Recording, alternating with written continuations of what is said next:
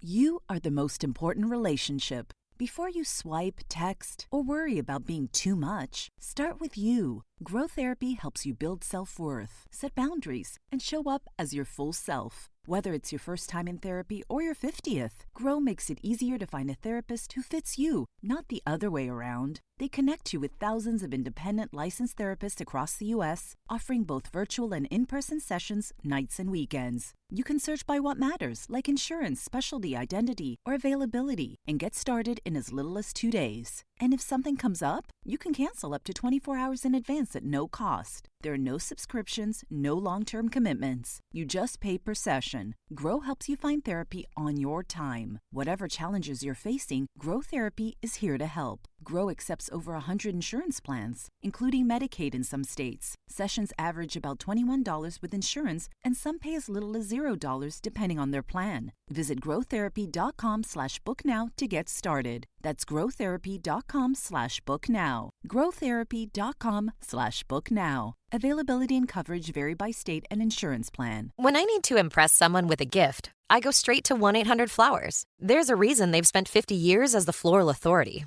Every stem is hand-selected by a vetted florist, and with same-day delivery nationwide, 100% satisfaction guaranteed. That's why millions go to 1-800-Flowers to celebrate life's most important moments. Order now for up to 40% off.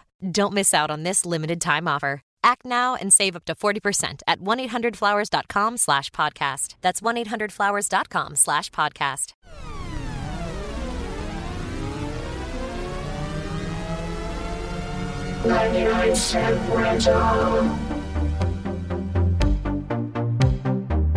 This is 99 Cent Rental. I'm your host, Brian White, and I'm joined, as always, by my co-host, Dave White. Hey, Dave, how you doing over there? Hello, I'm okay. It is the daytime, and this is not when we usually do this, so I am a bit flustered. It's weird. I'm out of sorts. I'm Mick flustered. Now, you know what I was thinking about earlier today? I was walking through Harvard Square. Shamrock shakes. Were you thinking about shamrock shakes? No, but shamrock shakes are gross. What I do like about them, though, is that it is this time of year every year when we trot out Uncle Mick Grimacy, who is somehow hilarious and offensive. Like all good, funny Is that his things. name? Like, I do remember the green grimace. Or was it Uncle O Grimacy? I think it's Uncle O Grimacy. It might be that one, yeah. Uncle O Grimacy. What's your favorite March tradition? Uncle O Grimacy. Uncle O Grimacy from County Cork. Oh, sure. No, you know Uncle O Grimacy. No, I was thinking about how nobody dyes their hair anymore. Like, you know, like fun colors. People obviously dye their hair. You've not seen your niece in a while, then.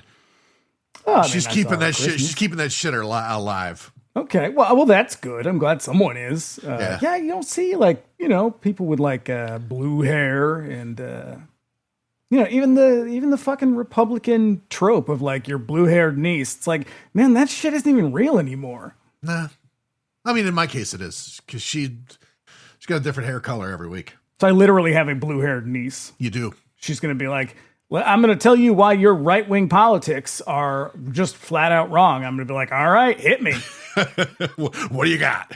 All right, well, that's good. I mean, I feel like it's just that weirder shift. Everyone's kind of shifting centrist these days. I don't know. Maybe. I mean, maybe it's just, the scope of your experience is limited to the city, and they just ain't doing that right now. It's true. We're pretty skibbity Ohio here. Pretty cutting edge. You got that Ohio Riz. Yeah, just me and Uncle O Grimacy. Well, listen, take a walk out to the McDonald's and drown your sorrows in a green shamrock shake. Oh God, I cannot imagine anything more fucking revolting. I had one right around the time they came out again, and I was like, oh yeah, it's been a million years since I had one of these, and I had one, and I was like, well, that was a shake. Yep, it's gonna be a million more years. Tell you what is delicious though, those fucking Wendy's Frosties. You can make it green if you need to. Not had one of those in a while. I should probably do something about that. You should. I had to have a tooth ripped out a couple of years ago, and obviously you can't eat anything when you have your teeth ripped out. And that's what Michael got me, and I had never had one before, and it was just delightful. Yeah. There's a weird sort of a thing that people shamefully speak of, but they still do. They put like French fries on those things. I mean, I guess I can see it. It's like a salty, sweet thing. It's not so much the idea of like you're putting a savory thing into a sweet thing. It's more like you're putting potatoes in your ice cream, and that's kind of gross. That's the part that hooks me up. I can't get past that one. Yeah, but I say just get the Frosty. Just eat that. I'm gonna have to do that. I haven't had really one of those good in a while. I mean, I'm a really like great big fat guy these days. I'm trying not to be, so I hear that. Might be a little while, but yeah. Well, movies. How about them? Movies in the You like daytime. them? Like to hear it? Here it goes. It's hard to explain to someone who never had the experience what a trip to the video store was like back in the day. The shelves were choked with absolutely bizarre crap made on tiny budgets, completely divorced from any recognizable reality. And in one case, we rented from a place that had a 1-to-1 replica of the Starship Enterprise command This is true. bridge in it. Video, etc. Was it Video, etc.? Is that what that place was called? I've been trying to remember what that place was called. I think that was what it was called. That was the one that was right down the street from us. Yeah, like by the Welby's drugstore. Video, etc. What was the etc.? Because all I remember is fucking videos. Yeah, a little bit of this, a little bit of that. All right. Candy. I think they had candy. Yeah, okay, I suppose that's They had a full replica of the Starship Enterprise flight deck. That's true. I heard that somewhere. Yeah. Oh boy, it was the best. We intend to talk about every one of them. Just before we get into it, a little housekeeping. If you want to keep up with us between episodes, you can also find us on Instagram at Bring Me the Axe Pod. Dave's over there at that Queer Wolf. Mm-hmm. I encourage you to give us a follow. Check it out. Yeah. Keep up with us. Keep up with the news. I didn't post anything to sort of warn listeners about this because this was supposed to be. Oh, it's an old switcheroo we pulled. We pulled the old switcheroo on you. Pull the old switcheroo on you. This was supposed to be They Live, but this month has been a little crazy. We had to move things around to the last minute. But all the things, really. Yeah. And if you don't know, we got another show called Bring Me the Axe. Our latest episode covering Friday the 13th, Part 6. Jason Lives is out now. And we'll be back next week with a look at The Lost Boys. Mm-hmm. And before that, we had our 100th episode with Hallie Kiefer, who I love. Having a look at The Exorcist. It's a fun episode. Mm-hmm. Yep. And don't forget, don't sleep on it. Get on that Laughing in the Dark business. You should. It's funny. It really is. I was just doing notes for it right now. It's goddamn funny. Yeah, we're going to be recording for that a little later on. And goddamn, I got some funny thoughts about the next couple. But yeah, Sorry You're Afraid of the Dark rewatch series. And it's funny as hell. It's us. Mm-hmm. It's Michael. Yep. You've heard so much about Michael. You probably have. And his leprechaun phobia. He does have a leprechaun phobia. And vampire phobias. Yep. And of course, our friend Eileen Clark from OEK Aurora. Delightful. Yep. Hilarious. Having a good time. I dare say she's the funniest part of the show. She really does kind of fuel the fire. She's the one who brings the most inappropriate shit out of all of us, I think, because she kind of leads the charge in that respect. Boy. But you can also contact us directly at 99centrentalpod@gmail.com with any questions, comments, or suggestions. Do let us know if there's a cheesy movie that you love, would like to hear us give it the old business. Mm-hmm. And if you'd like to support us on Patreon, you can look us up over there at patreon.com/bringmetheaxepod. There's a couple of tiers you can join there. All paying members get ad-free episodes. Subscribers at the $5 a month tier can look forward to our bi-weekly X-Files rewatch pod, Do You Think I'm Spooky? The latest episode is a look at the season 2 episode, Irresistible. Yeah. Super gross. Super gross. It's a good episode, but super gross. Yeah, that guy's thoroughly creepy. Yes, he is. There's also not our bi-month. It's also our monthly Bring Me the Axe Millennium Edition, which is a bonus episode in which we explore a modern horror movie. The current episode is a look at Session 9. Yeah. North Shore accent work. Lots of North Shore talk. Coming in hot. You're going to learn all about the Danvers-Salem area. Mm-hmm. And all Patreon subscribers, even the free tier, get access to our Discord server. Paying members get access to additional channels like voice and video chat and the watch parties option.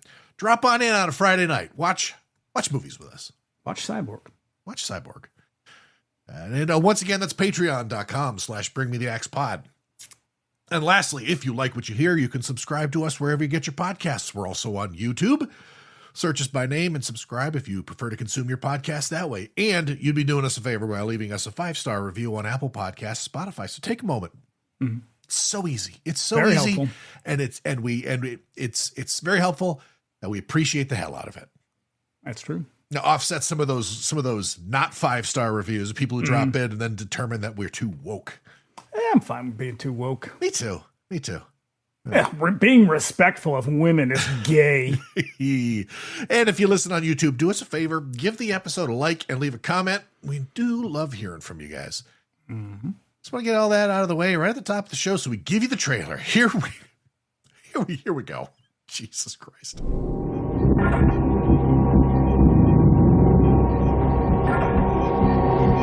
Welcome to the world of the not-too-distant future. Get going! Go!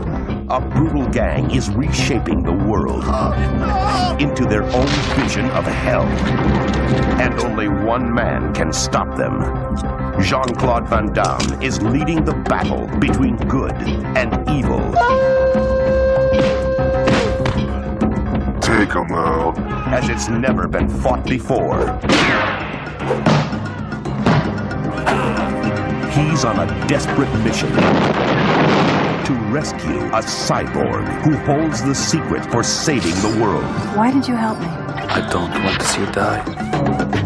From the dust of destruction rises the warrior of a new age. Say goodbye, my friend. Jean Claude Van Damme has become the first hero of the 21st century.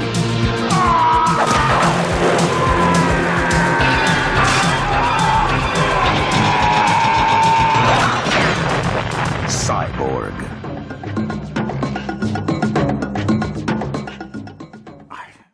I can't decide if that trailer makes it look as dumb as it actually is or dumber. I think it's a good.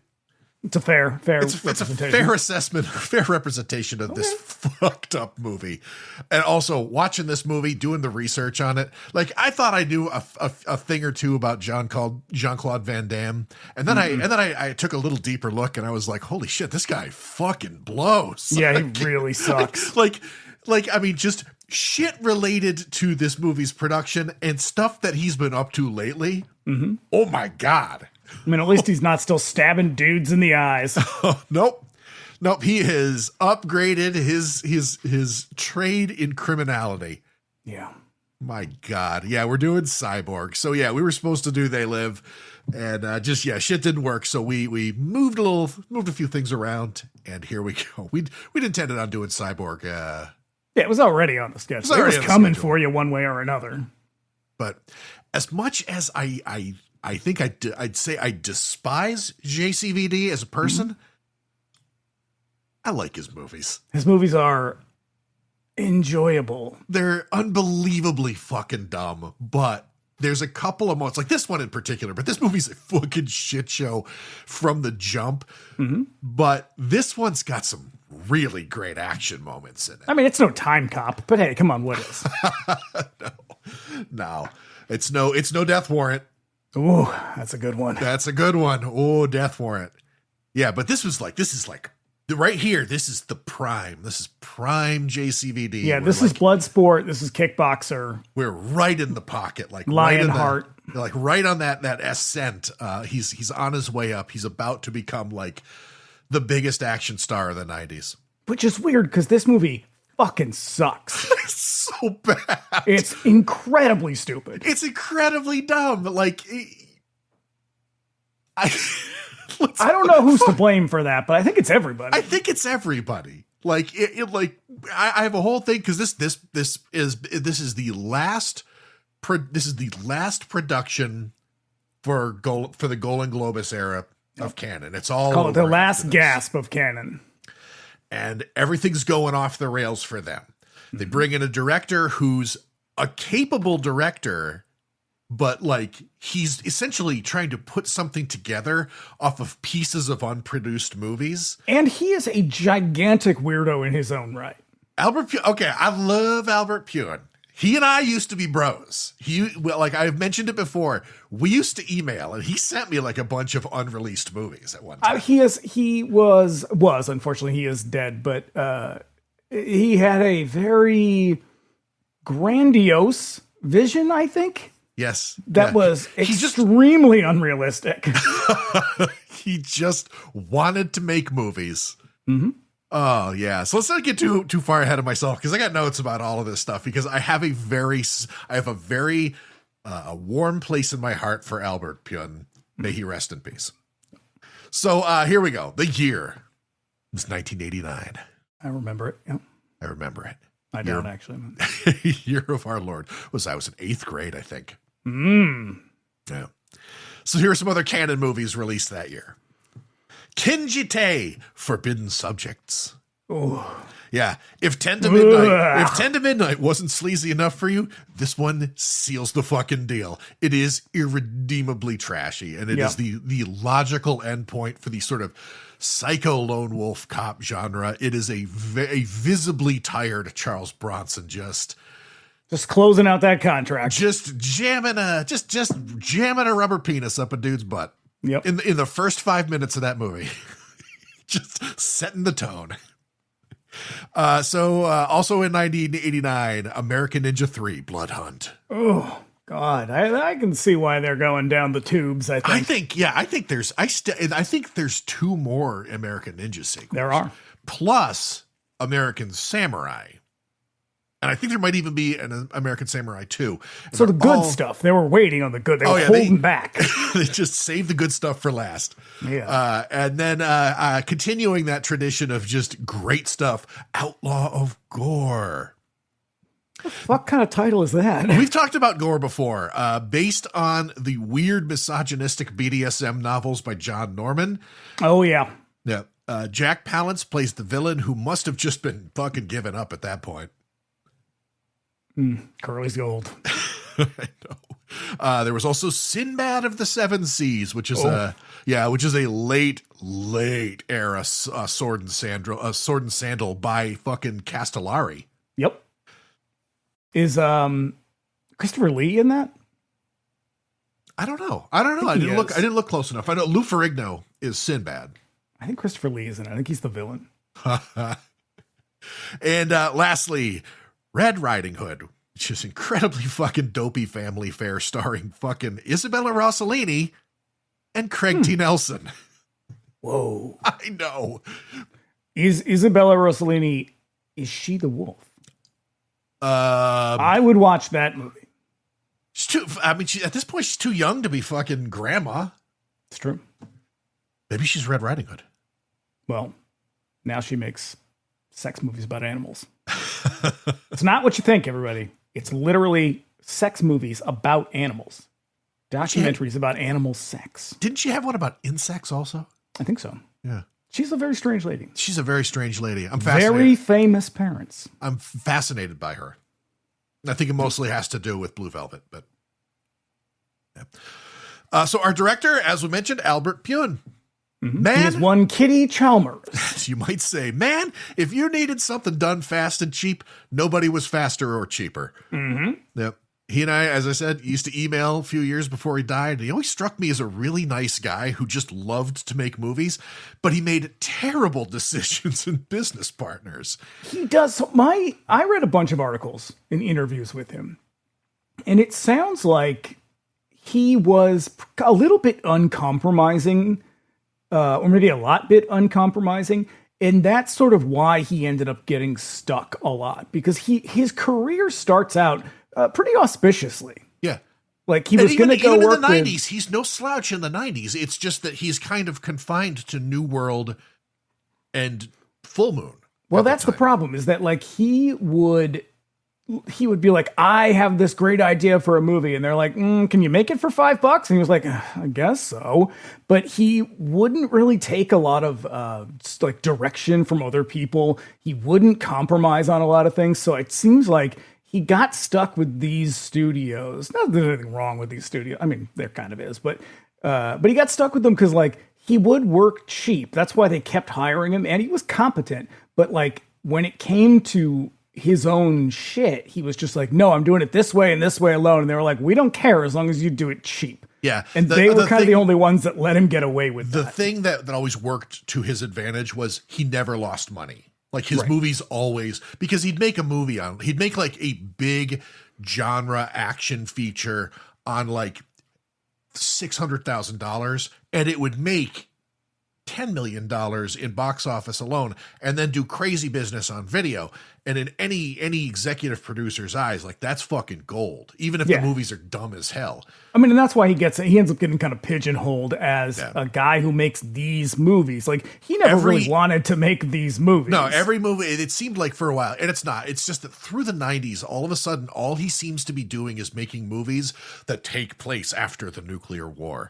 Yeah, he says he got like locked into that because he sort of became the guy who made those because they're cheap. He started out doing, and they are cheap because, well, as it turns out, one of the reasons these movies were shot in like kind of unusual locations is that Canon in particular had a bunch of like money invested in places like Indonesia and the Philippines where they couldn't get the money out of the country.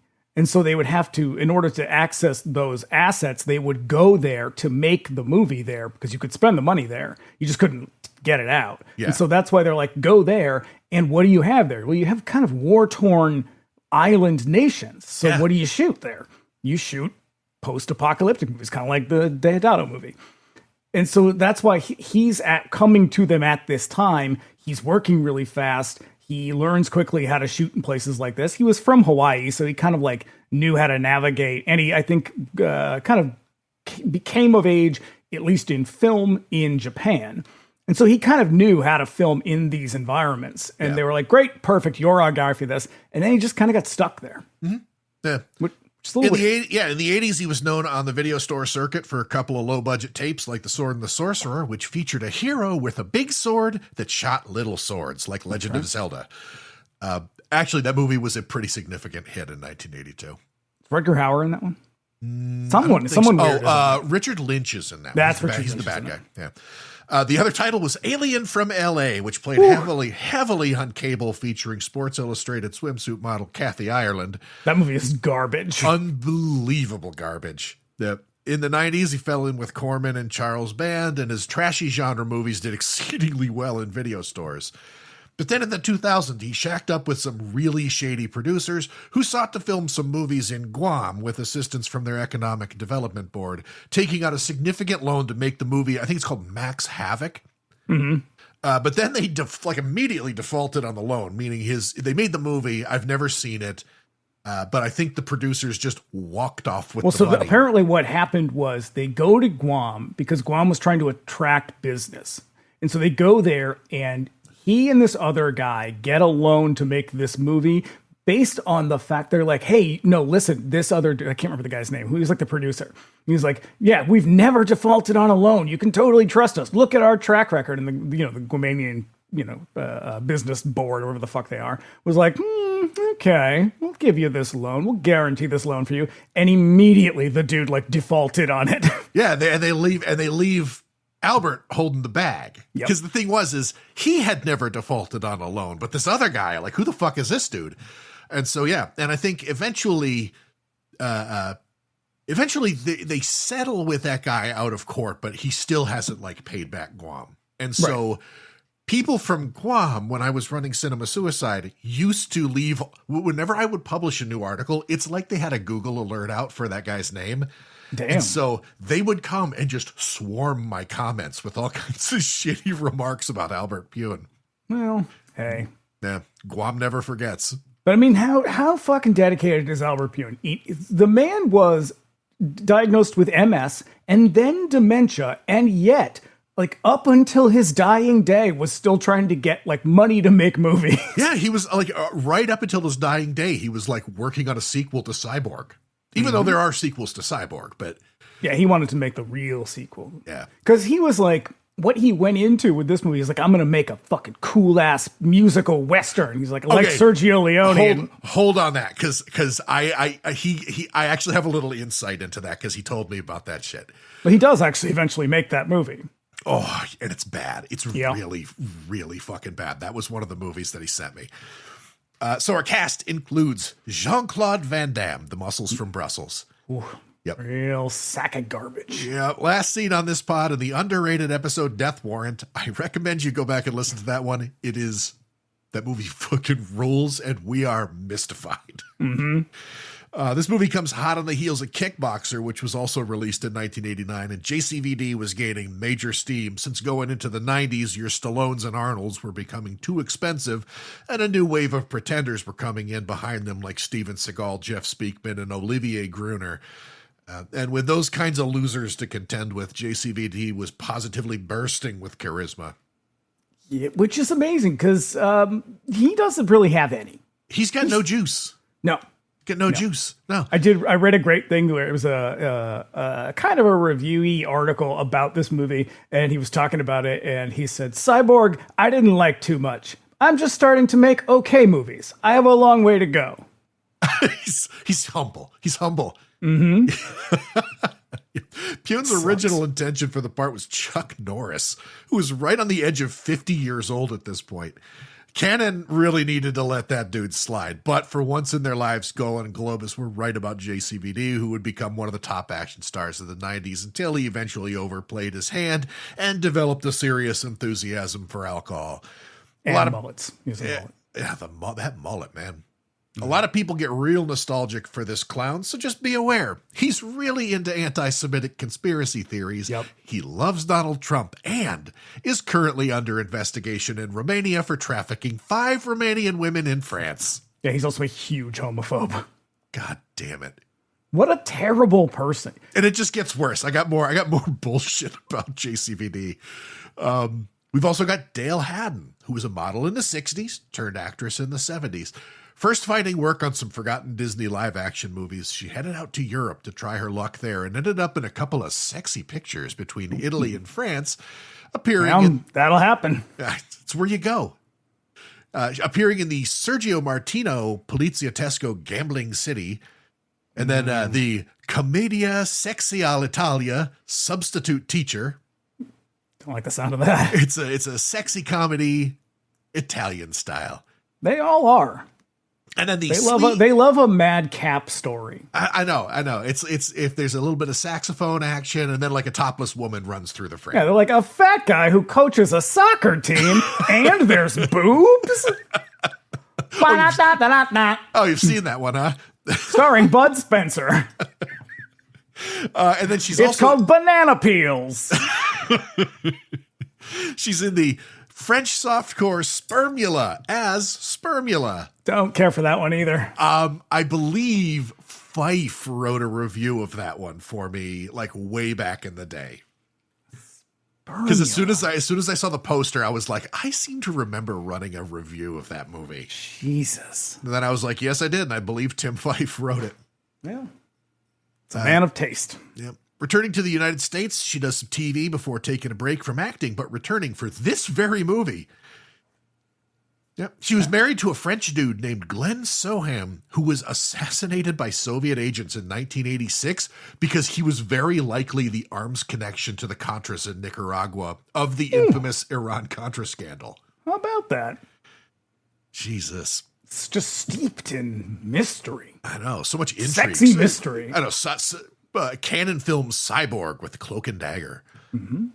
And then lastly, we've got Vincent Klein, an example of Albert Pune's terrible eye for casting. Yeah. Pune was known for casting non-actors in lead roles simply because he saw a picture of them, and Klein was one of those people.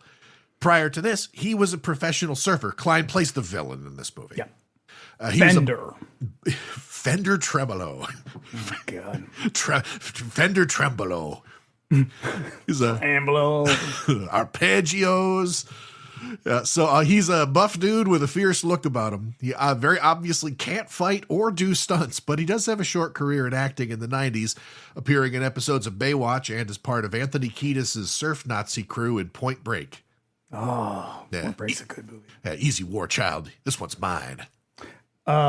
The best thing about Vincent Klein is that when they made the first cut of this movie and ran it for test audiences, as soon as he started speaking, the entire audience started laughing and they were like, oh shit. So they had to go back and dub in someone else's voice. And the person whose voice is doing the dubbing, ooh, sounds like a Wookiee.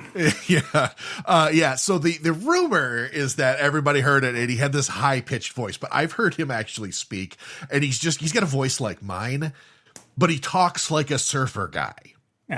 So it was more the syntax and tone than it was the pitch. Yeah, it's like if it's like Keanu Reeves, but as Ted Theodore Logan. Okay. Like that's how he spoke. Yeah, I don't know if you can sell Fender with that. Fender Trembolo. Because he's going to have to do a lot of. Yeah. That is 60% of this movie. It's just that noise I made. I do have a note a little ways down where I was like, pretty much the rest of the dialogue in this movie is all screaming. Mm-hmm. Cannon had a guy named Branscombe Richmond dub all of the voice for his. That can't be a real name. That's not a real name. That ain't even a word. We got one tagline, and it is, he's the first hero of the 21st century, and he's our only hope. Okay. Well, maybe. I will tell you, I feel like this movie feels like it was written by a 12-year-old boy. And it turns out it was. It was Kitty Chalmers. Kitty Chalmers. I really wanted to figure out why Albert Pune is. First of all, why is he working under a pseudonym at all? There might be an actual reason for that. There's probably like a writers guild or a directors guild thing for that. But why women's names? Okay, Kitty Chalmers is the name of his cat. Okay, yeah. Weird. Yeah, I wonder if he's got a dog named Super Nintendo Chalmers. Because he also, that's not the only pseudonym. He had a bunch of other ones. Oh shit, too. Really? I didn't know that. Because I saw that and I was like, Kitty Chalmers? What the fuck is that? And there's a note in some trivia collection I saw that was like, Kitty Chalmers was the name of his cat. God damn. Yeah. So this year is the final production of the Golan Globus cycle at Canon. We've mentioned this in our Masters of the Universe episode. But Golan Globus has been running a Ponzi scheme on themselves for years, securing a budget for a movie, splitting the budget among several other projects, and then paying the profits forward to future projects.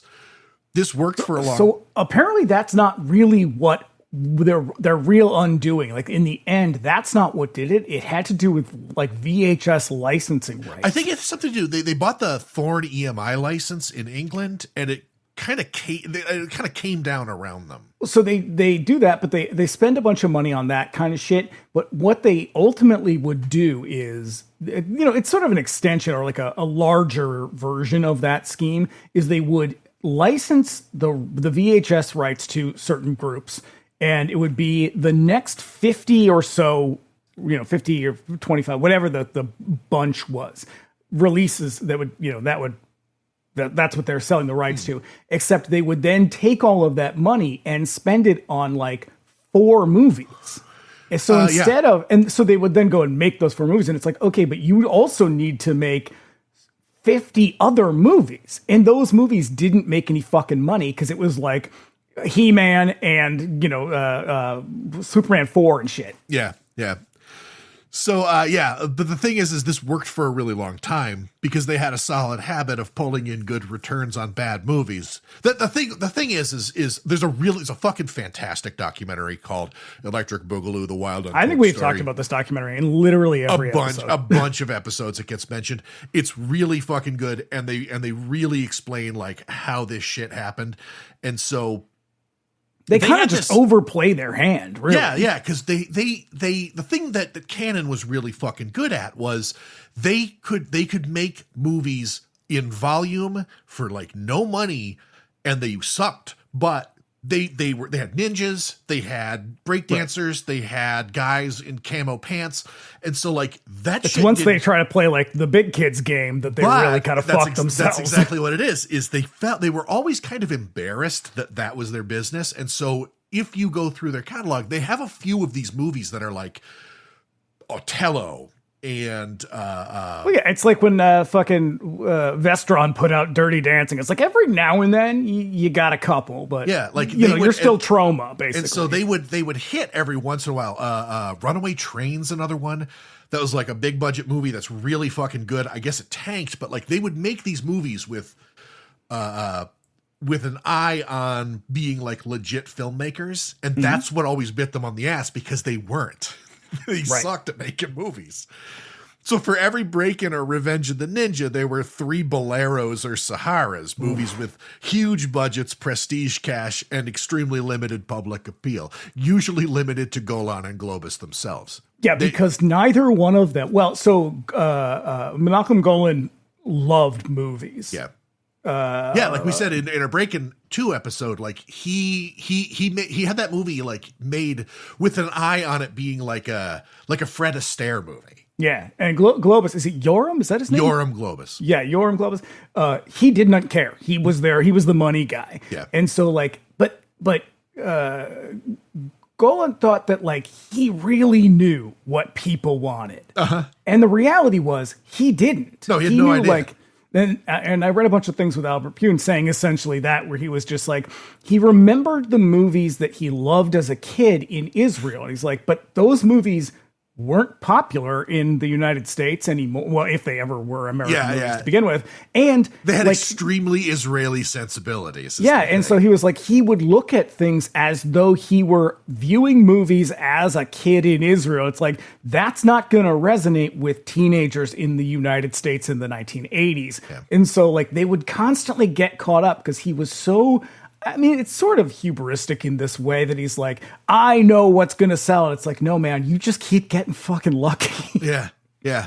Refer to our episode on the Apple where he finally got a chance to like make a big budget American musical movie. And it's insane. It's fucking insane. And it did so bad at, was it Cannes that they show it? And he went back to his hotel room and nearly jumped off of the balcony. But you'd think he would have learned from that, like just maybe when other people who are more involved or invested try to give you advice, just listen. You know, maybe they know what they're talking about too. Yeah. So they would spend 6 figures on a Shokasugi Ninja movie that brought in an 8-figure box office, and then they'd sink the whole thing into a globe-spanning epic romance with an 8-figure budget that brought in a 6-figure box office. In 1986, they lured Stallone over following the runaway success of Rambo and promised him an 8-figure salary for a couple of movies at Cannon. Are you telling me Over the Top didn't do well? Absolutely unheard of at Cannon up to this point, and absolutely fucking ludicrous in the broader Hollywood milieu. They're the ones who kind of set the pace for like that kind of arms race of actor salaries that eventually just spiral out of control in the 90s. Right, because that was the only way they were going to lure these people to work for them. Is like, you know, they're not going to, it's not prestige, so they're going to do it for shitloads of money. And in that case, if you really want to get them, you really got to convince them. Yeah, nobody did that, but Cannon did. They funneled that into Cobra, an incredibly stupid psycho cop movie that did massive box office. You know, that was Stallone's rewrite of Beverly Hills Cop. And then they funneled it all into the Rush production of Over the Top, the arm wrestling trucker movie, and lost it all. But because that is a bewildering movie. That's more of that weird Menachem Golan stuff where he's like, arm wrestling's going to be the next thing. It could be the next pro wrestling, could be the next boxing. Why? Which is why why would you think that? I don't know. Which is why that movie presents arm wrestling as if it's like UFC. As if it's kickboxer. Yeah, exactly. Oh, they must have been so fucking happy when like kickboxing caught fire in America. But at least kickboxing is an actual thing. Yeah. Arm wrestling is just a thing drunk, insecure dudes do. Yeah, but this was the Cannon formula, and as the scope of their projects grew, the rhythm of wins and losses became untenable until 1987, when the bottom fell out and several crucial projects bombed all at the same time. Superman 4, The Quest for Peace, became one of Hollywood's most laughable cautionary tales as a big-budget tentpole franchise turned into a low-budget fiasco, and their other big production for 1986, Masters of the Universe, tanked so fucking hard it left a crater in Los Angeles. But being too We did that one, too.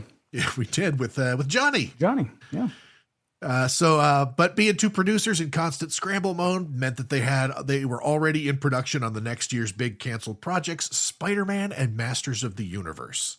Yep. They hadn't even finished Masters of the Universe when they were like, get in there and start making the second one. Yep. Have you ever heard about Toby Hooper's script for Spider-Man? No. He was a Spider-Man. Okay. I'm listening. Like a man who's also a man who is also a spider. Yeah.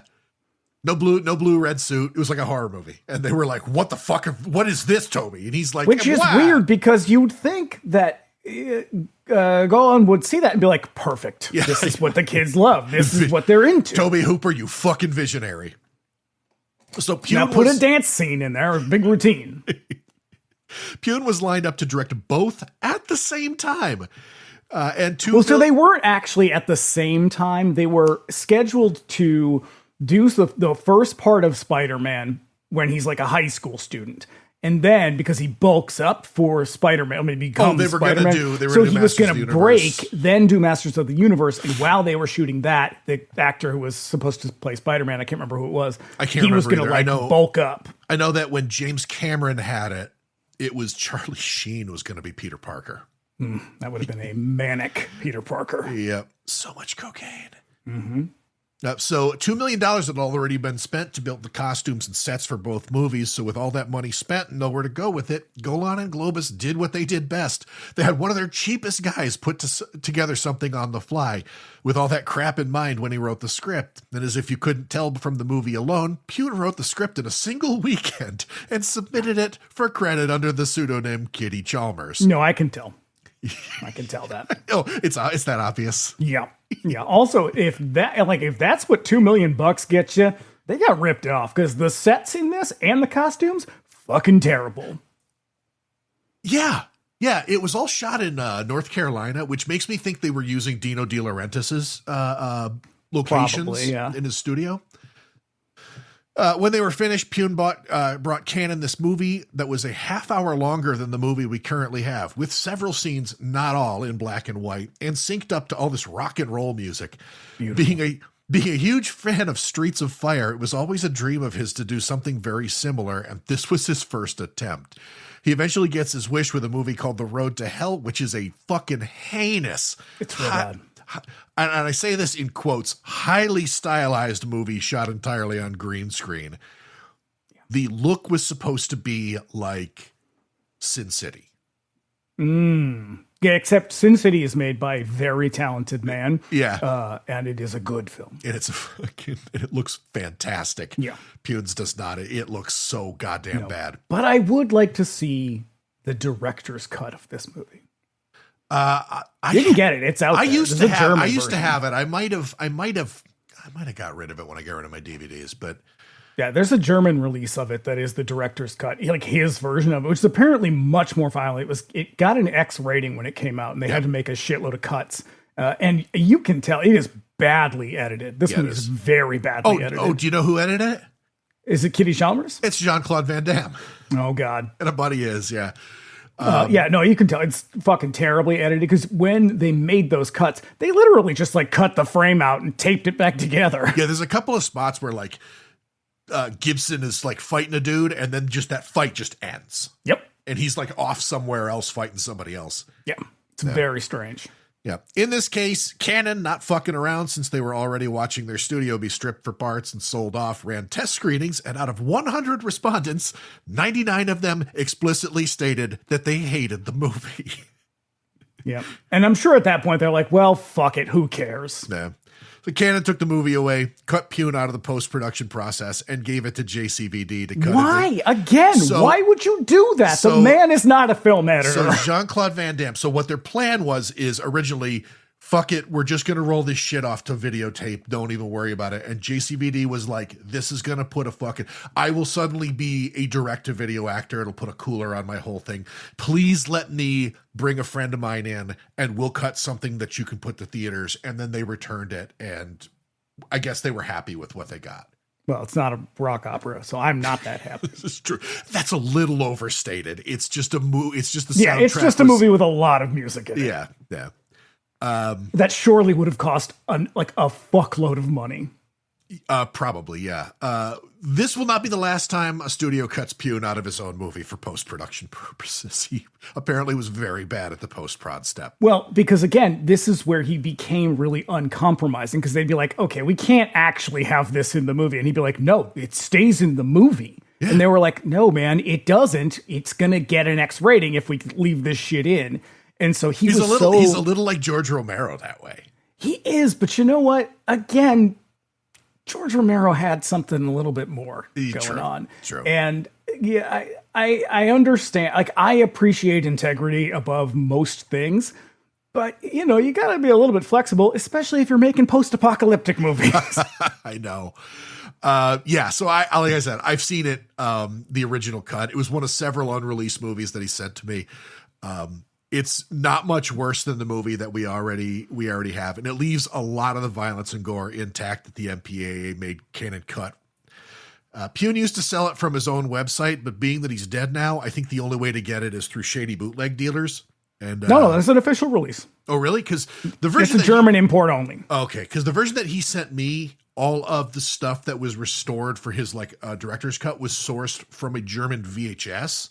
Yeah, so they basically took that and just did it's probably just a direct port rather than a new transfer. Yeah, because what you get is like a DVD quality transfer, and then all of a sudden there's this like janky VHS scene like jammed into it. I think that's all it is, but it is released from an official source. Okay, but it is also it's a non. I think it was released as Slinger that way. Yes. So if you want to look it up, you want to get the German version. It's called Slinger. Yeah, but you will probably need a region free. Yeah. Because most of the budget went to Van Damme's salary, the crew had to make do on a meager makeup and practical effects budget. Only 2 sets of contacts were made for Fender. For some reason, he has these ridiculous blue eyes. Oh, and I'm guessing that was it was Kitty Chalmers' idea, and you can tell he loved it because we see that a lot. Oh yeah, the dramatic taking the glasses off like he's Macho Man Randy Savage. Yup. Klein lost 1 set early on and had only 1 other set to rely on for the rest of the production. When the other set went missing, the entire production halted to find them, and once in his trailer, he realized that at some point, because he wears those fucking sunglasses through so much of the movie, they had slipped up and over his eyeball, so they were stuck like above his eyes, and he had to like blink like a million times to sort of like push them downwards. Ugh. I know, that's so horrible. As someone who I did not wear contact lenses for very long, but that was always one of my fears. I mean, they can't go that far back. Like you do have a membrane back there that keeps things from getting into your head, but there. So yeah, at the haunt, eventually I stopped trying with lenses because the one time that I was able to actually get them in my eyes, the costume lenses, I got one in and it immediately slipped like halfway up and I freaked the fuck out. And after that, I couldn't get them back in and I was like, fuck it. And I came up with other ways to sort of like obscure my eyes. But yeah, that was something that it gives me the creeps. It gives me the giblies. Here they come again. Giblies. Yeah. Speaking of eyes, Jackson Pickney is a stuntman who plays one of Fender's heavies. During the filming of a fight scene, Van Damme struck him in the eye with a prop knife, requiring his ruined eye to be removed. I dare say we should say that he was a stuntman. Yeah. He is no longer. Yeah, so Pickney later sued Van Damme for $500,000 and won. Typically, stuntmen are insured for this sort of thing, and it's hard to hold an actor liable for an injury like that because injury is a risk of the job. But Pickney was able to demonstrate through testimony by other stunt actors in the movie that JCVD had a really bad habit of going too hard on set in order to make his shit look real. He was constantly injuring other actors, and they even pulled some of the cast a kickboxer to demonstrate that he was an asshole on that set too. This is something that he continued to do like movie after movie after movie. And he would hurt somebody and just like fucking walk away from it and not spare them a thought. What a fucking loser. I don't know why I'm surprised. JCVD. I don't know why I'm surprised that these gross, hyper masculine dudes like turn out to be real fucking shady assholes. Like, hey, Chuck Norris, huge piece of shit. Stallone, same. And it's like, yeah, these are like fucking, men whose heyday was the 80s and they still wish it was then so they could still be the cool guy. It's like, no, you're you're 72 and a little bit saggy, and that's fine because that's how life goes. But that doesn't mean you have to become a total right-wing cunt. Yeah. I take comfort that like Arnold Schwarzenegger is said to be like a dude who kind of like went through some shit and came out the other side, having looked back and been like, "Oh, I was a bad person."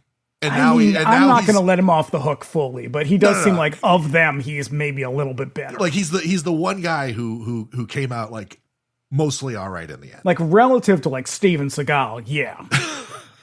Yeah, sure. There's a 3-part dollop on Steven Seagal. You think you know Steven Seagal? Oh, I don't think I would even be able to sit through it. He is a giant waste of his space. entire life is a fucking waste of oxygen. Yeah. It is a bizarre fantasy that he has created. Mm-hmm. He basically is exactly what he appears to be on South Park. Yeah. So, you got any reviews of this movie? Oh, do I ever? Oh, lay them on me. Okay, well, I gotta get back up my notes here. This is going to be Jay Carr from the Boston Globe. Ooh, the old gray lady. Yeah, you've heard of it. Cyborg is a milestone of sorts. It proves a woman can write a Sato Bash movie that's every bit... Hold on. You got fooled. Hold on. But a movie that's every bit as bad as the ones men have been writing for years. Actually, Cyborg is worse than the average Skull Crusher because it has pretensions to art. I don't know if I go that far. Most apparent in the gloomy post-apocalyptic settings where good and bad warriors square off against one another with fists, arrows, guns, and knives. Most of the time, Cyborg keeps busy tracking the dull-witted and duller-bladed heavies as they stand around the arty rubble, sharpening their knives. Cyborg is cyborging. So I cut out, there's a big chunk in there where he does acknowledge that he has tried to find any other references to Kitty Chalmers and is suspicious that this person actually exists. You got him, Albert. You got him. He immediately recognizes. Also, I love that he calls it a skull crusher. I've never heard these movies called that. That's a good one, though. Yeah. Stephen Holden, the New York Times. Old gray lady. Somewhere inside of Cyborg, which opened yesterday at the Criterion Center, there may be an allegory struggling to get out. But the movie's endless action sequences are so stylized and over-edited that they lack any visceral punch, and Mr. Van Damme's Gibson is so opaque that he makes Mel Gibson's Mad Max seem weepy by comparison. He's like the most taciturn action hero ever. He really is, in a way where you're like, listen, speak. Open your fucking mouth and talk to these ladies. Anything. Just say something. This is Joanna Steinmetz of the Chicago Tribune. Ooh, okay. Mm-hmm. The old green lady. Oh, yes. It's hard to imagine the brainscape that configured the science fiction film Cyborg. Director Albert Pune has bitten off more than he should chew and more than we can swallow in this tale, involving the efforts of a cyborg named Pearl Prophet. The plot is hopelessly confused. There are cuts that don't match the scenes that suddenly move from full sun to late afternoon. Not everybody hated this movie, though. Oh, really? There is one. This is Michael Price, the Fort Worth Star-Telegram, or as you know it, the Old Grey Lady. Nope, Cyborg is not a knockoff of the Terminator. What resemblance there is largely coincidental. It's not refried Mad Max, not leftover Desert Warrior or Steel Dawn, but rather proof that a subgenre never need become hackneyed or formula-bound as long as its talents remain willing to try something new. Give Cyborg a look, even if you don't ordinarily care for such fare. This new entry affords a crucial look at a new player who is bound to outgrow tough hero typecasting and catch on with a mass audience. I think he's referring to Van Damme. He's never very clear about it. That's a very generous review right there. He seems to really enjoy it. It's also interesting that he points out that there is definitely a sort of wave of post-nukes that are just way too late to the party. Like he points out Steel Dawn by name. It is one thing we did not mention is that this does come at a time when that subgenre is pretty much even by Italian those, standards. Yeah, like done. those were dead in the water by 1985. But still, there's a few that come after that. Like something called Wheels of Fire. That's not too bad. I think they came out in 1986 or 87. This is 89. This is 89, and he keeps making these into the 90s when like post nukes are like tacky. Well, Michael Price might have liked it, but someone else didn't. Oh, let's hear it. The old gray lady herself, the IMDb. The oldest gray lady on the internet. The film Cyborg was a relatively unimpressive movie. I explored that the realism within was quite lackluster, with reference to when Van Damme's character escapes from the crucifixion cross, then began a mighty fighting scene, which was highly disappointing to the viewer. I'm going to assume that this is probably English as a second language or another language, and it might have even been run through like a translation like a app, Google Translate kind of thing. It is awkward as hell. Anyway. The antagonist was also quite disappointing on appearance and acting skills. His fighting technique was quite pitiful. To recommend this film to a friend would make them believe I was the enemy. The film showed glimpses of hope, but nothing progressed from it. A very disappointing film. So it's not as scathing as I expect from the IMDb, but they would not give you this movie unless you were to become their enemy. That's how it goes. Challenge. Oh, boy. Well, we're going to dive into this movie right after these messages. All right. So you good? You ready? Yep. All right, here we go. We open on a narration. Civilization collapsed. Why? No reason, I suppose. No mention of war. Just things fell apart. There's going to be a lot of things that they're just going to hope that we just take as a given. Right. But hey, things got worse. We got the plague. It spread over the entire planet. Now, what is this plague, you ask? Don't worry about it. Don't think about it too much. Not a problem. Nope. But then rumors start swirling. The last scientists on Earth were working on a cure. The last scientists. Okay. Where are they? Atlanta. Oh. All right. At the CDC, I assume? Okay. Yeah. You have to make a lot of assumptions. The narrator would like to know why. He likes this hellscape. He loves the misery. Pretty good. Yeah. So now we fade in on a matte painting of a city in ruins. Oh, and boy, is it ever a matte painting. The maddest painting you've ever seen. Yeah. It's a bridge. New York, we're told. So I hear. Yep, city in ruins, a bridge collapsed. And they just dump us right into the action. Yeah. A dude comes crashing through a door. He runs with a limp, grabs a lady named Pearl from the relative safety of cover and drags her down the street. He thinks they lost Fender and his pirates. They have to find a slinger, he says. And he sends her off and running to find a slinger, whatever that is. Mm-hmm. Also, I should note, everybody in this movie is named after instruments, musical instruments. It's so fucking stupid. It is redonkulous. Yep. He is Gibson Stratocaster, I think I is believe his he's name. Gibson. Yeah. And the bad guy is Fender Trembolo.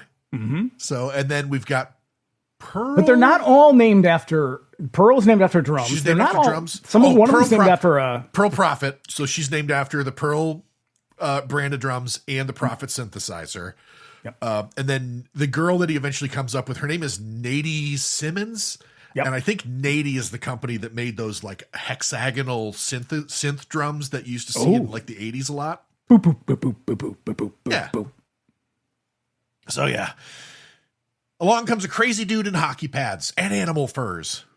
They advance. This is where we get the lamest WWF Wild Bunch walking in tableau moment that you've ever seen. Oh shit! There is so much slow-mo walk up that like Letterkenny would be envious of it. Like this gang is here and they are cheap as hell. Yeah, like this is Legion of Doom level post nuke shit. Mm-hmm. So they advance on our injured dude, who pulls a knife and backs off. A lady comes leaping through the window behind him and kicks his ass in some suede moccasins. The entire gang catches up to him, and they all whip his ass too. So we cut to a shot of a bad dude in armor surrounded by his goons. Do a slow-mo walk up on our injured guy just laying there. He pleads with, this dialogue is so bad. yeah, he pleads with the leader guy, Fender. The girl has the cure to the plague. She could save the world, but Fender doesn't care. He wants that cure just to have it. Again, he likes the world. He likes the misery. In case you forgot. And then he pulls off his shades, revealing some crazy eyes. And they're not even really that crazy. They're not. They're just really blue. I mean, it's like real kind of like Juggalo level lenses. Yeah, I've seen him on Drag Race. Yeah. Yeah, and then he cuts the guy's throat. And then, but we get like, this is another one of those wild, like really hard cuts where it's like, oh, you just fucking snipped it right out. Like there's no artistry here at all. Nope. Literally cut the film. Yeah. So cut to elsewhere in the city. Pearl continues to run from the pirate gang. Gets tripped up by a wooden door.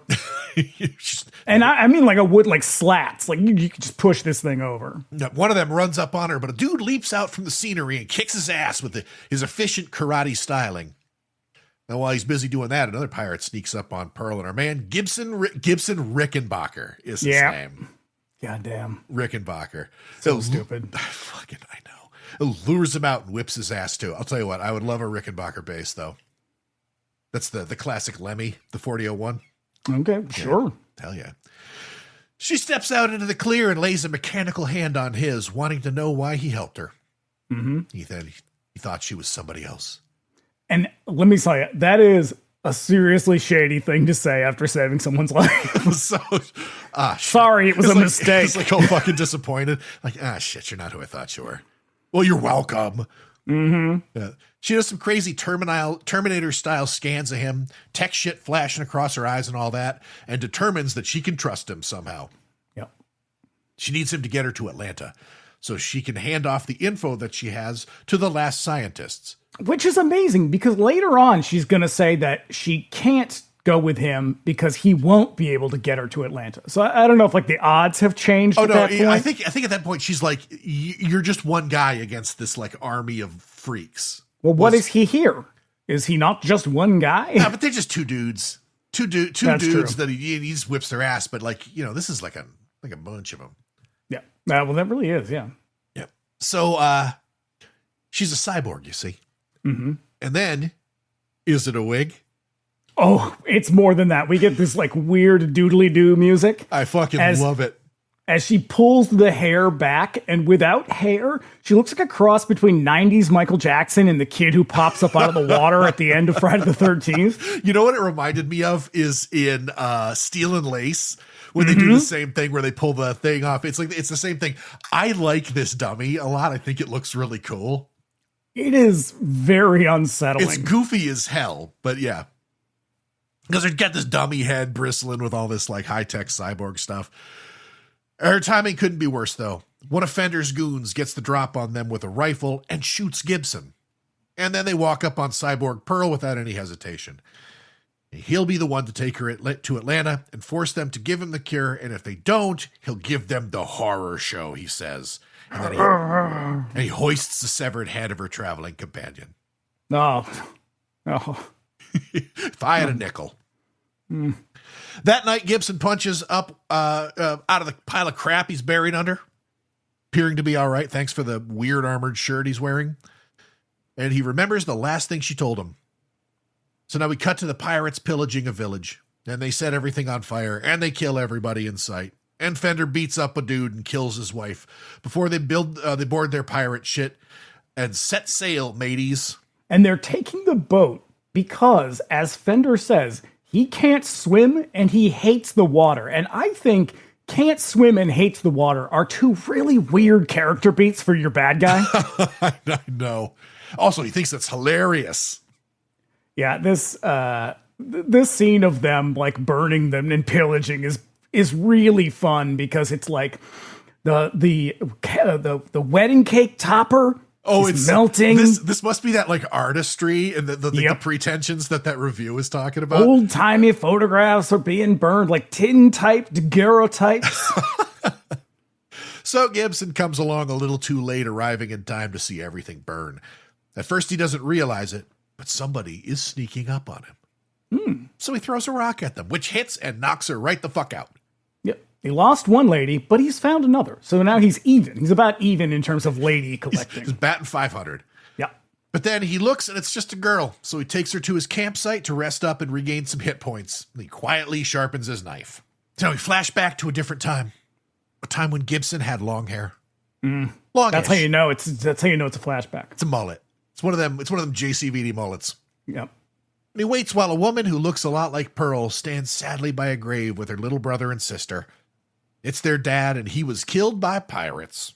Mm-hmm. She hired Gibson, a slinger, to get her out of the city. Later on, the kids sleep in Gibson's lap. It seems that he's growing on them. In the day, he escorts them to the remains of a house where they will be safe. But it doesn't last long. We flash to a scene where the young girl appears to be holding her dangling brother from falling into the wall by a strand of barbed wire. It's so aggressively comical. It really is. Yeah, our man Fender and his goons are there. Oh, subtlety. Who's ever heard of that shit? Not in his wheelhouse. Not in my movie. No. In the present, the unconscious girl wakes up and acts all sneaky, grabbing. That's because he's sharpening his knife. He's like trying to passive aggressively annoy her awake. If she grabs a jagged piece of metal, hides it under the blanket, and then he yanks the blanket off of her. Understanding her caution, but also being a cool, aloof man of few words, he leaves it be and grabs his shit to leave. Yeah, what all of this is adding up to is that they want us to know that basically Gibbs he's a hooker with a heart of gold. Yeah. Essentially. Yep. She thinks she's looking for the girl with the cure. And then she tells him that the pirates are taking her to Atlanta. And they keep saying Atlanta. And they say it with like such wonder in their voice. And it's like, look, can you stop saying Atlanta as though it's like a magical place and not just some mediocre American city? We're taking her to the ATL. Hotlanta. So, yeah, he surveys the remains of the village, all that carnage just because they needed to steal a boat. The girl, Nady, wants to help him find the girl. She has no one else since everybody else died in the plague, but he's a loner, Dottie, a rebel. Yeah, also, she's like, I'd like to help. And I was thinking to myself, like, well, you could have helped when they attacked the town. Instead, you didn't. So he's probably right to not bring her with him. He has a huge, like, knot on his forehead. Yeah. Yeah, he's just out to get revenge on Fender. He couldn't care less about the cure. So they chill out by a sign that suggests that they're currently in New Jersey. And he becomes fixated on the food that she's eating. Yeah, because she is like, well, it's a free road, so I'm just going to go anyway. Which is like the equivalent of being like, I'm not touching you. I'm not touching you. Yeah, also, they are walking from New York to Atlanta. Mm-hmm. They'll be there in 6 months. Yeah, he flashes back to better times. The farm, the family. Back in the present. Oh, right, because she's like eating, she's eating whatever she's eating. He is absolutely mesmerized by this cup of salad she has, or whatever the fuck it is. It's like leaves and berries. And like he's really employing his modeling skills in this past because he just looks completely vacant. Back in the present, he tells her that he stuck with her while she recovered because he felt sorry for her. As it says in my notes, he's a real loner with a heart of gold. There you go. Yeah. In the city reduced to medieval conditions, Gibson stops for a drink at a bar. The bartender tells him all the latest rumors. Fender goss, as it were. He spills the tea. Fender was last spotted down the coast a ways, killing more people. Anyway, I thought you'd given up on the slinger lifestyle. I heard you found peace in the country. Oh. You need to think long term, Gibbs. What happens after you kill Fender? Yeah.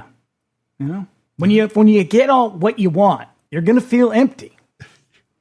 So they spot some people treating one of the plague victims, a woman whose face is covered in horrible boils, just so we know what this plague looks like. Yeah, this is all the information we're going to get about the plague. Don't think about it too much. Gibson helps out a little kid when a bully steals his ball, again, because he's the last good man in the worst time. Hooker with a heart of gold. And does he kick the guy in the balls? He does. So I read in the notes that he kicked him so hard that it took that guy 10 minutes to recover. Listen, you don't have to do that. You're an actor. You can just fake it. You just act. Yeah. It's called acting, dear boy. So the pirates continue to steam their way down the coast while Nady and Gibson continue on foot, eventually coming to some signs that indicate they're in South Carolina. That's some walking, y'all. Meanwhile, Every one of these pirates is just sharpening their knives. Because in the future, everybody is obsessed with sharpening their knives. Gotta keep sharp. Well, I guess when you don't have TV and internet, sharp knives is all you have left. Just gonna do a lot of whittling. Mm-hmm. Some marauders watch them from the bushes, but Gibson is no slouch. He knows what's up. Takes off to put himself in the right place to kick their asses. Nady runs to a ruined building while the crappy marauders sneak up on her. They're all dressed in paramilitary clothing, wielding chains, flails, and crossbows. It's basically Bronx Warriors at this point. It is. They no roller skates, though. No roller skates and no soft shoe. It would have been so It would have been cooler. a much better movie if they danced. Gibson wastes a couple of them with his sword out in the woods while the others lower themselves into the ruin on ropes behind Nady. She tries to fight them, but they take her easily because she's just a girl. Yeah. How, again, she was like, I want to help. Bitch, you just keep getting caught. So Gibson runs up on the building. This is one big Ashley mission. Mm-hmm. Oh. Gibson, help! Oh, I hate Ashley. So Gibson runs up on the building, commences to kick the shit out of them with fist knives and a sweet hidden blade in his boot. Yeah, and that's years before Charlie's Angels. Yeah. And for a movie with a real low budget, it's a pretty solid action scene. Mm-hmm. And then they make it to the sandy beaches of North Carolina, and Nady takes the opportunity to undress and bathe in the water for a little cheap TNA. Yeah, she's like real turned on by violence and murder. It's gross. That night by the campfire, she asks what Fender did to him to make him so mad, and we flash back to the farm when Fender's people invaded. Gibson, his girl, and her brother are all tied together by barbed wire and suspended over the well, and they'll be cut away just as they fall.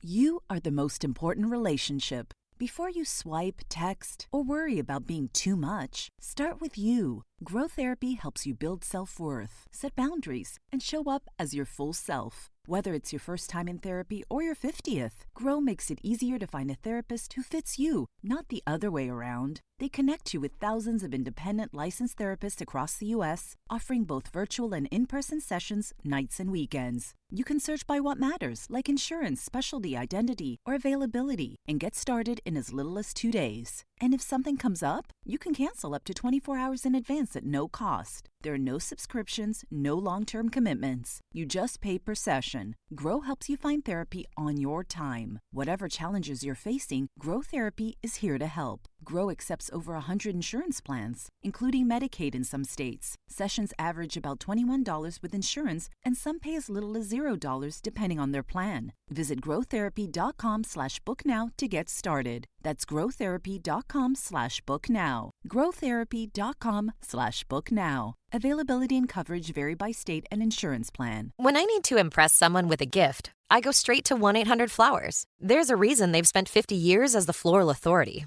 Every stem is hand-selected by a vetted florist, and with same-day delivery nationwide, 100% satisfaction guaranteed. That's why millions go to 1-800-Flowers to celebrate life's most important moments. Order now for up to 40% off. Don't miss out on this limited-time offer. Act now and save up to 40% at 1-800-Flowers.com/podcast. That's 1-800-Flowers.com/podcast.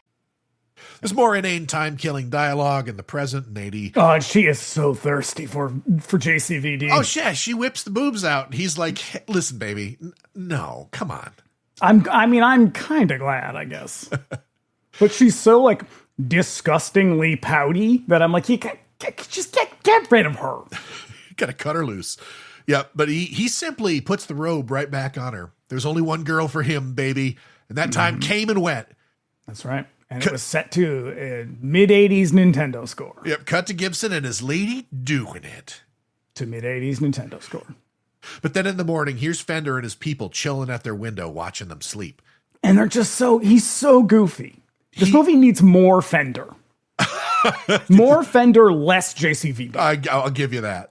In the morning, Nady wakes, expecting Gibson to be gone. At first, it looks like he split, but then she looks down by the surf and sees him watching the sea with some binoculars. There's Fender's boat, just chugging along.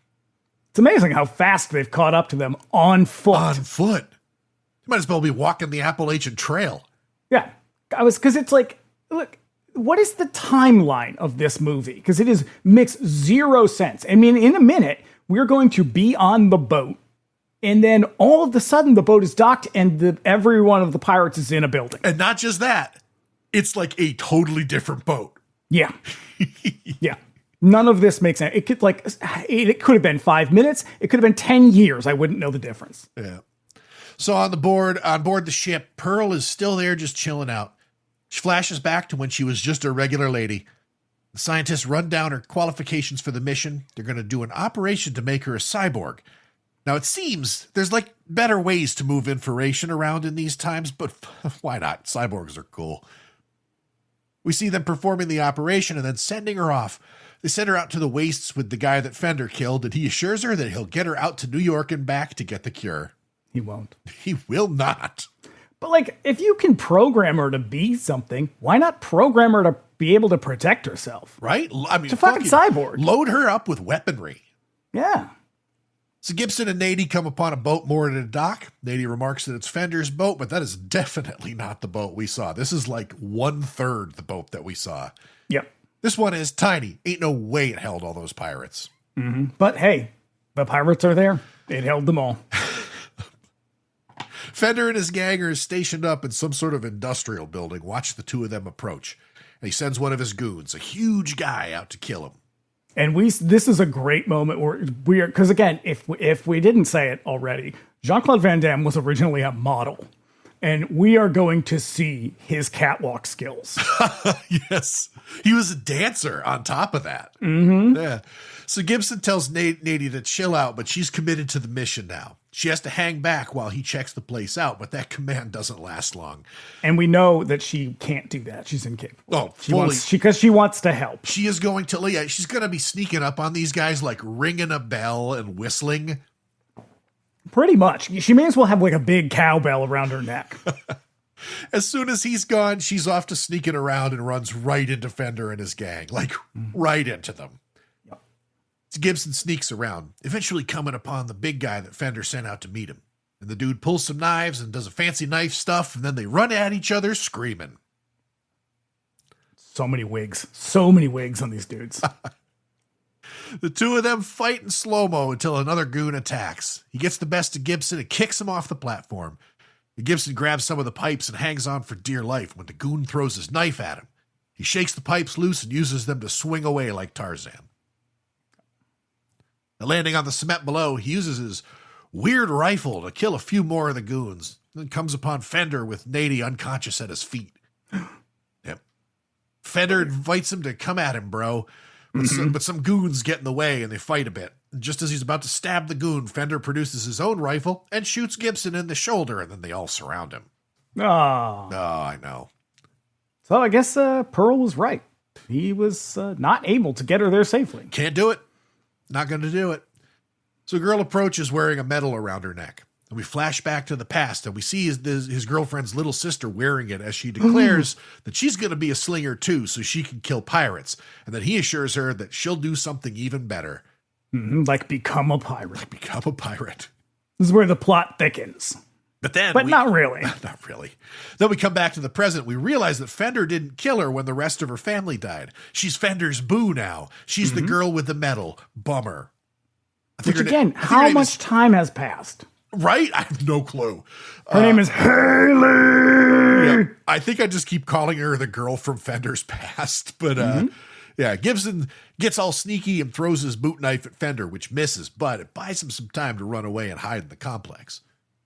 Gibson repositions and uses his rifle to shoot a couple of Fender's goons, and then as they guard Pearl. And then he snatches up Nady's body and tells her to come with, and Pearl says no. Gibson can't pull this off himself.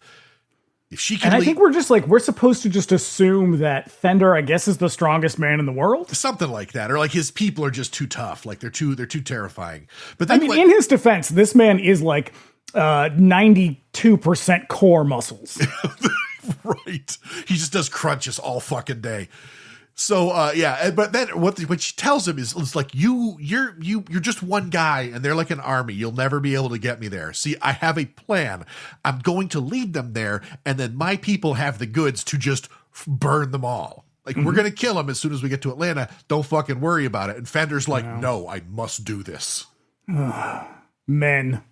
So Fender and his people come back. Keep confusing them. Fender and Gibson, whatever, different people.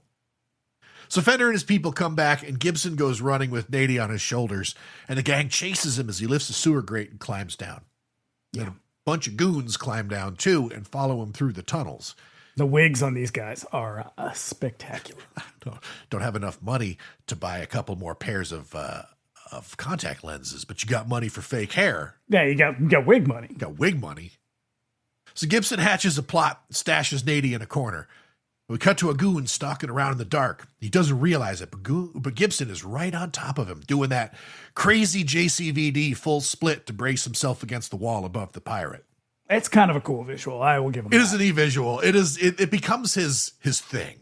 Yeah. The dude looks up just in time to see Gibson up there with his knife at the ready. And then from here on out, most of the movie's dialogue is just wordless screaming.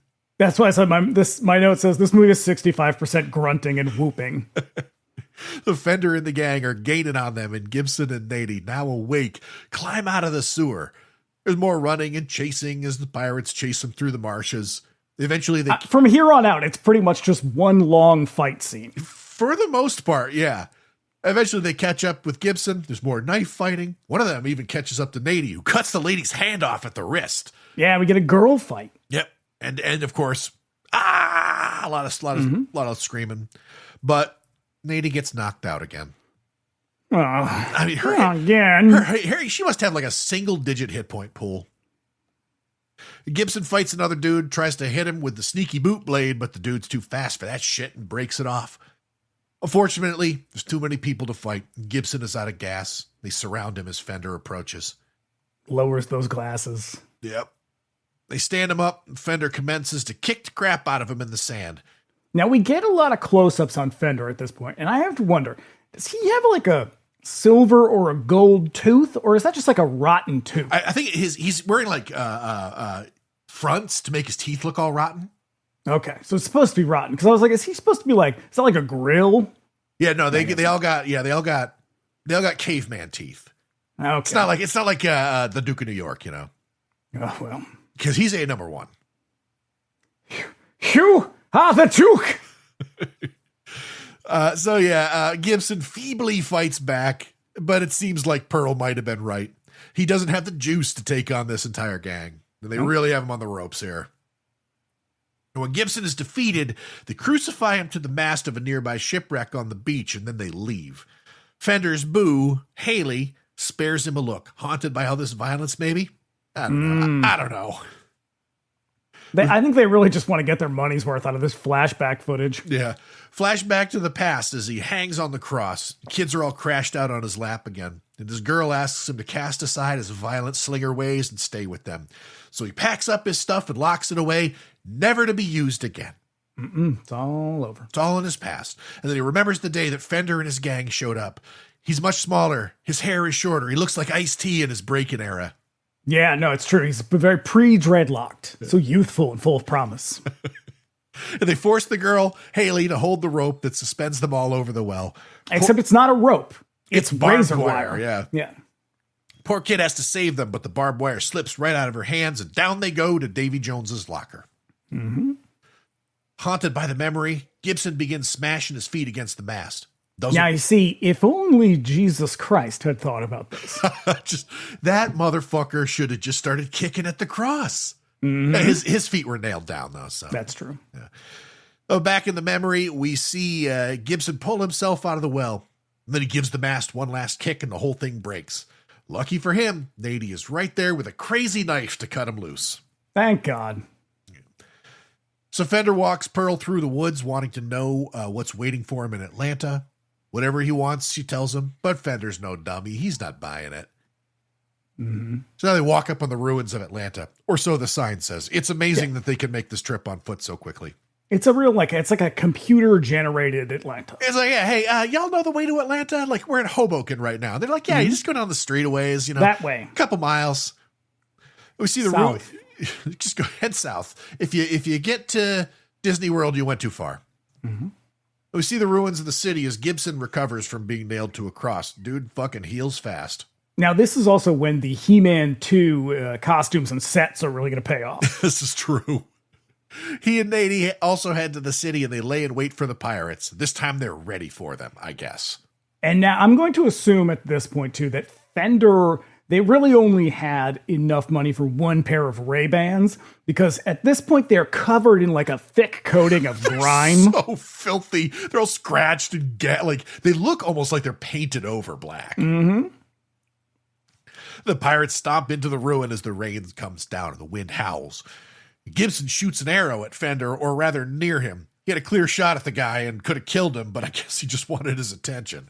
Yeah, need a longer fight scene. Yeah. Because they are going to stare at each other in the rain for like 5 minutes. That stare down is real long. Also, I don't know if this is deliberate, but the arrow at the feet thing is from American Ninja. Oh, God. Remember they did that at the end. Mm-hmm. They all square off and the goons charge ahead at him. They're no match, though. He takes them down one at a time. Which is impressive, because 5 minutes ago, he was nailed to a cross. Yeah. Yeah. But those hands, they're fully healed. That's true. He must be taking a crazy peptide stack. So one of the rearguard goons is about to shoot Gibson, but Nady leaps out of the building and grabs the gun. She grabs Pearl and they go running, and she fights off some feral lady pirate while Gibson fights a dude out in the streets until he catches fire and dies. Yeah. I mean, and if she was this competent a fighter, why had she been getting her ass kicked the whole time? Just maybe the thing is the passage of time in this movie is so fucking opaque. Like maybe there was a whole training montage that just hit the cutting room floor. Yeah, he cut it because it's not Jean Claude Van Damme. This is true. He's like way too much lady in this scene. Makes me look gay. Mm-hmm. Now, when it's down to just Fender and Gibson, Fender takes off the chain shirt he wears and steps out into the streets. And he also walks like he shit his pants. He's like Mark Gregory. He's got like a stick down his pants, just holding him straight up. Mm-hmm.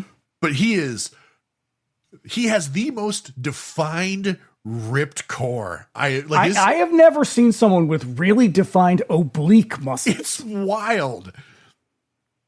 There's a long, long standoff as they mean mug one another.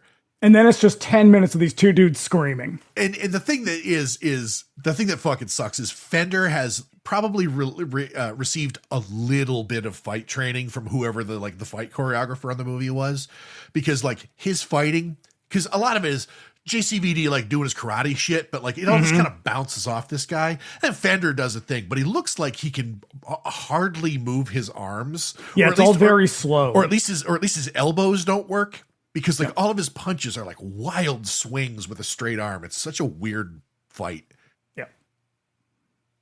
So they do some fighting. Most of Gibson's attacks do nothing. Fender unleashes the fury and punches him through the windshield of a car. And then he smashes his head in the door a bunch. And then Haley comes running over, begging Fender to stop. And he notices the metal and he puts two and two together. I don't know, this is just dawning on Fender. Oh, shit, that's right. This is the girl that we snatched up from this guy. I get it. I understand why we're doing this now. And then he growls and args again. Yep. So he goes to hit her with a knife, but Gibson kicks him in the back through the car window. And then there's a lot more yelling and screaming. Fender stabs and kills Nady, and they continue to fight in the rain until Fender pulls a sneaky secret knife, which Gibson grabs and kills him with. Mm-hmm. Or does he? Oh, so he approaches the girl, the only survivor, Haley, and they hug, reunited at last. And I guess we're just going to ignore the fact that she's been rolling with a pirate gang for like 10 years. She's so grimy. But here comes Fender again, yelling and screaming and punching and kicking. They crash into a room fucking lined with chains. And Gibson kicks his ass a bunch, eventually impaling Fender on a meat hook. It's a real dramatic death. Yeah, it is. Like old-timey Western film. It's the finale he deserved. Mm-hmm. And since we've basically forgot about Pearl up to this point, we catch up with her as she regains consciousness in one of the nearby rooms and joins the others outside as they look over poor Nady's dead body. Yeah, well, great, Gibbs, you got another one killed. Nady, we heard. But you get the other lady back, so you're still even on ladies. He's treading water, just staying alive. Mm-hmm. And now we get the hardest cut of the entire movie, where they go from standing in the rain mourning the death of whatever, and then they're just in the lab. Yeah. Gibson delivers Pearl to the last scientists, and then they ask him to stay with them. But she was like, "Yeah, thanks. I could have just walked here myself, though." She's like, you remember? I told you we had this shit handled, man. Your friend would still be alive if this. Yeah. So they need him out there. He says, as they walk away. Pearl remarks that she thinks that he's the real cure for the world, which I doubt because you can't karate kick a disease. No. And I wrote, ugh. as cool as that would be. But nah, fade to black, and we roll credits out of this bitch. What a bizarre ending that it's just like, and the movie's over, get out. And scene. Yeah, it's because they cut like 35 minutes out of this movie.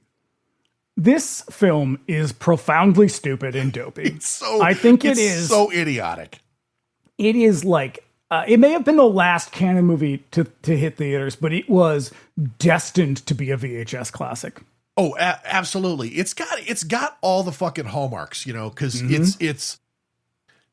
it's got the cool, like, sci-fi shit. It's got, like, big, buff, oiled-up muscle guys, like, punching each other. It's got JCVD, who's, like, really coming up, and everybody loves Kickboxer. Everybody fucking loves blood sport. Mm-hmm. And so, like, he's on the rise. I mean, it has all the fucking beats for, like, a video store hit. A dumbass movie for a Friday night, Yep. And I'll say this, I don't necessarily go out of my way to watch this movie, but since we chose it, we could have done worse. It's fun. Yeah. It's moronic. Yep. And hey, it gives us an opportunity to remind everybody how fucking terrible Jean Claude Van Damme is. Yeah. Listen, hey, don't forget, never forget, he's involved in human trafficking. Mm-hmm. Oh my God. Yeah, like, just when I think that this guy can't suck any fucking worse, he's like, hang on, Brian. Here's some headlines you might want to look at. Yep. JCVD, we hardly knew ye. Or maybe we know too much about you. Yes. Because I got to wonder what the high point was for him. Because there is a point in the 90s when it's all fucking downhill. I think it's Time Cop. Time Cop might be the peak for sure. I think that's like the that was peak, like that was the absolute like apex of his commercial viability. Because after that, there's Double Team? Be Double Impact, and then there's the one. Is that the one with Dennis Rodman? Mm-hmm. And then there's I think that's the Twins one. That's the Twins one. That's Double Impact. And then there's the one, I believe it's called Double Team. That's the one with Rodman.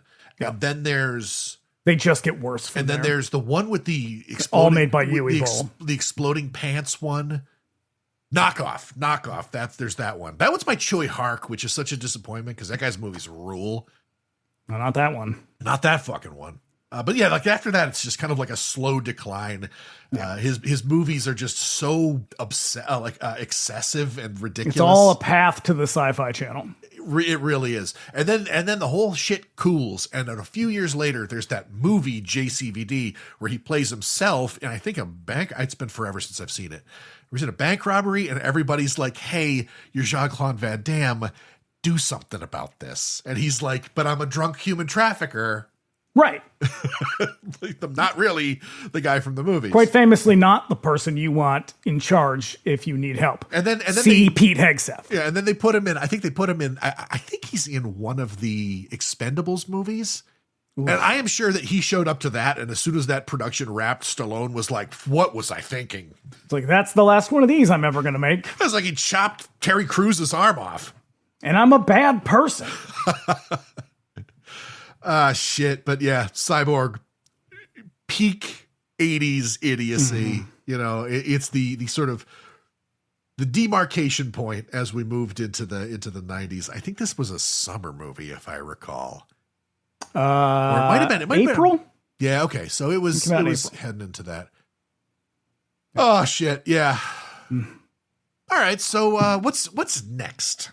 Well, speaking of summer movies, Bring Me the Axe is coming back next week with the 1987 teenage vampire classic, The Lost Boys. Hey, I think we got a real fun guest you're going to love. Mm-hmm. And then in 2 weeks, we are finally getting down to John Carpenter's classic paranoia alien invader movie, They Live. There we go. So yeah, we'll be back. We'll be back next week with The Lost Boys. How do you like your biscotti? Mm-hmm. And then we'll see you in 2 with They Live. That's right. Hell